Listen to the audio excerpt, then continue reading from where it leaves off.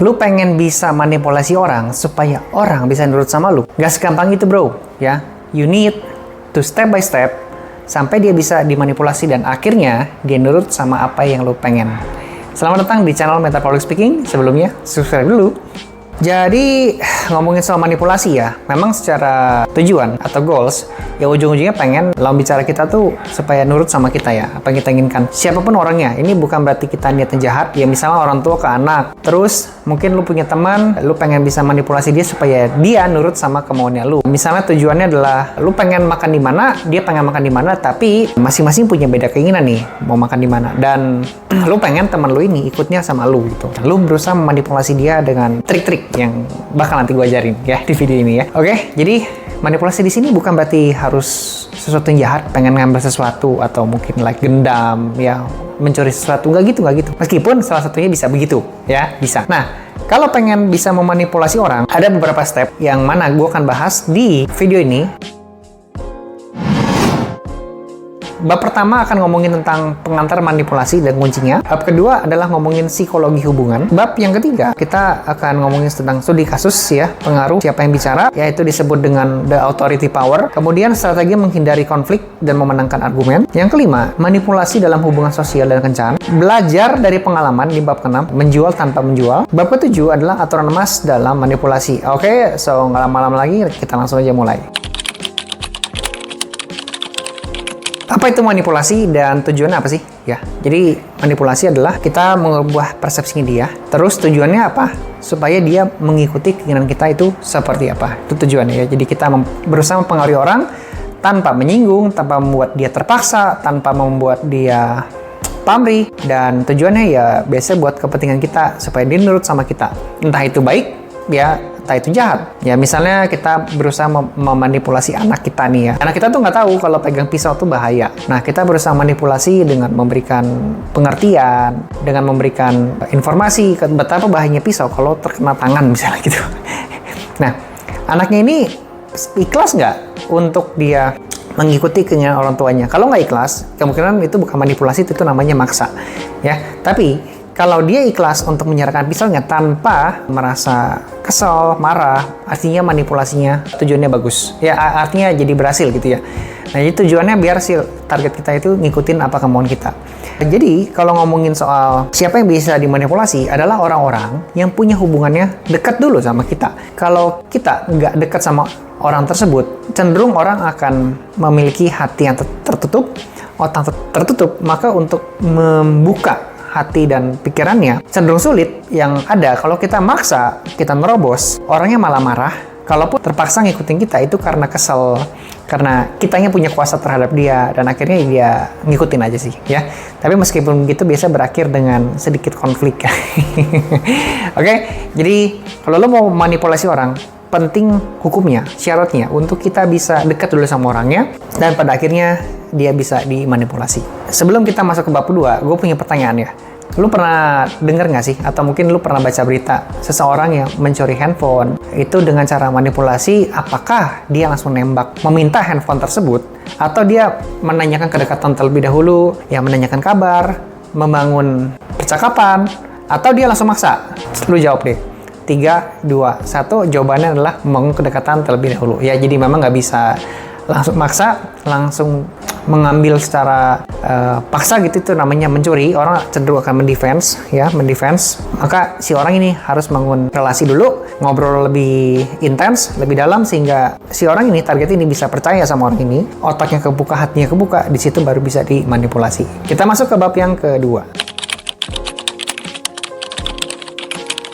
Psikologi hubungan. Siapa nih yang bisa dimanipulasi? Kuncinya adalah target kita itu harus menyukai, menghormati, dan menganggap kamu itu sebagai teman. Ya, kalau sudah di fase itu, maka bisa tuh dimanipulasi. Lalu, poin berikutnya, kalau kita mau manipulasi orang yang nggak suka sama kita, biasanya langsung gagal. Dia punya defense gitu ya, karena dia terlalu waspada. Makanya, ingat, kita balik lagi ke bab yang pertama, bangun hubungan dulu, baru memanipulasi orang ya. Next, kita ngomongin soal studi kasus. Sam, tapi ada loh tipikal orang yang tanpa membangun kedekatan, tapi dia udah bisa memanipulasi orang. Itu kenapa ya? Nah, poinnya adalah karena dia punya yang namanya power, ya. Pertama, power itu ada yang namanya coercive power, yang kedua ada yang namanya incentive power, yang ketiga ada yang namanya expertise power, yang keempat ada yang namanya referent power, dan yang kelima dia punya yang namanya authority, ya. Dan authority ini intinya mencakup ke 4 hal yang gue bilang barusan. Jadi, kenapa orang bisa dibilang punya authority alias punya kekuasaan? Karena dia punya power-power yang memaksa orang itu mau nggak mau harus nurut.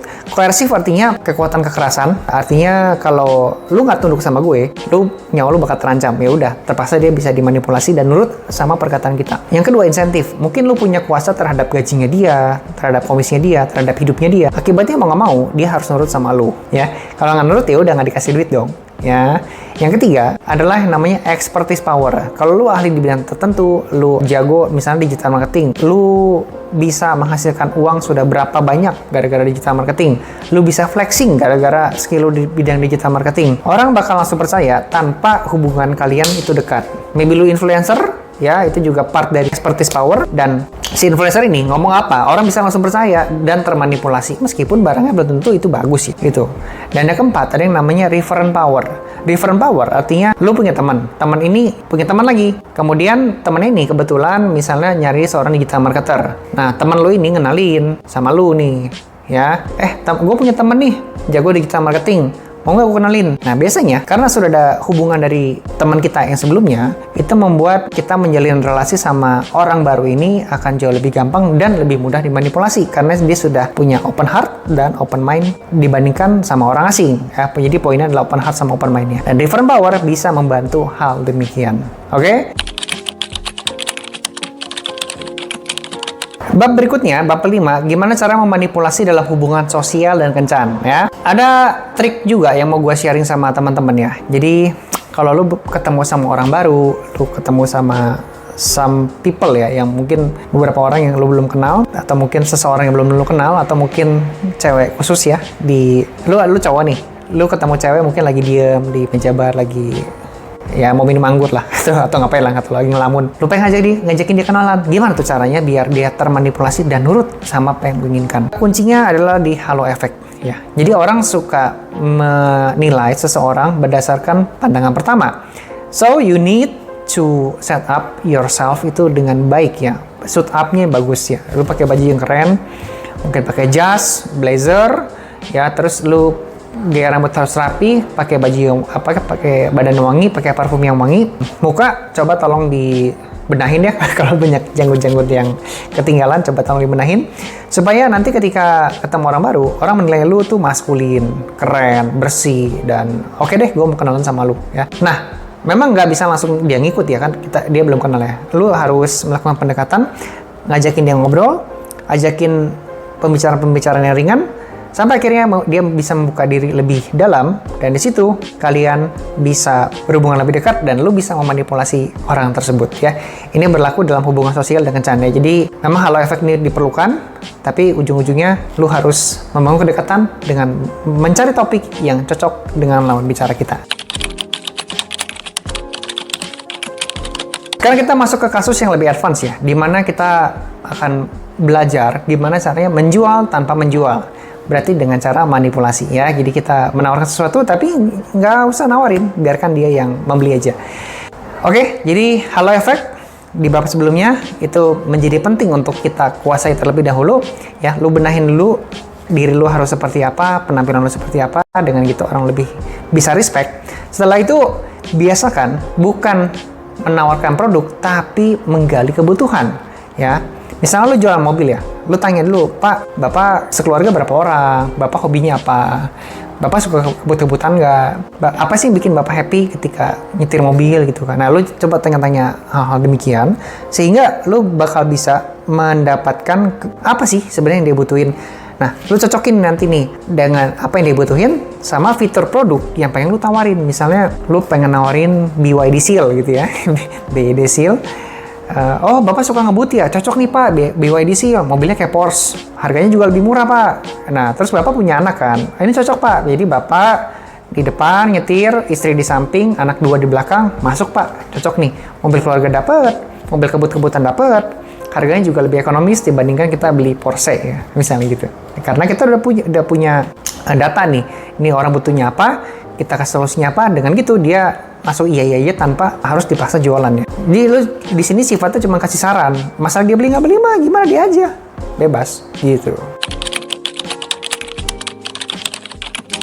Jadi kesimpulan yang bisa gue share di video ini, jadi kita punya aturan emas ya dalam manipulasi ya. Yang pertama adalah kita harus menjual diri terlebih dahulu sebelum kita menjual sebuah barang. Jadi diri kita ini adalah hal yang paling penting supaya orang bisa membuka open heart, open mind, memberikan respect, di situ baru kita bisa masuk jualan kita. Yang berikutnya adalah lu juga harus pertimbangkan kalau lu mau manipulasi orang dengan tujuan merugikan dia, ingat konsekuensi di masa depan.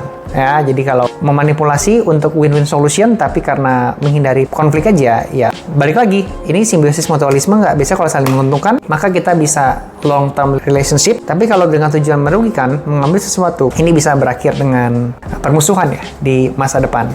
Nama lu juga bisa jadi jelek. Yang berikutnya, aturan emas dalam manipulasi, kita harus concern dan menerapkan fondasi utama, yaitu adalah menghormati lawan bicara, menyukai lawan bicara terlebih dahulu, curiosity sama lawan bicara kita, penasaran, dan kita harus membangun kedekatan. Dengan gitu, kita baru bisa memanipulasi target kita. Oke, semoga tips ini bisa membantu kita semua ya yang nonton untuk bisa membangun relasi, membangun hubungan lebih dekat sama target lawan bicara kita. Kita lebih punya banyak teman, punya banyak network, dan ujung-ujungnya pintu rezeki bakal lebih gampang kebuka.